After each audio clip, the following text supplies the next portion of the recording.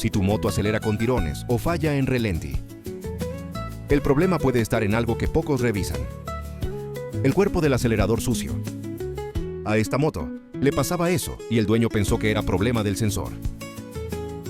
Pero al desmontar el cuerpo del acelerador, vimos que estaba lleno de suciedad pegada. Primero desconectamos la batería, retiramos la pieza, con cuidado, y limpiamos, con spray especial y un cepillo suave sin forzar la mariposa para no dañar sensores. Usamos guantes, destornillador y el limpiador adecuado. Este mantenimiento se hace cada 10.000 kilómetros o cuando notas fallos en la aceleración.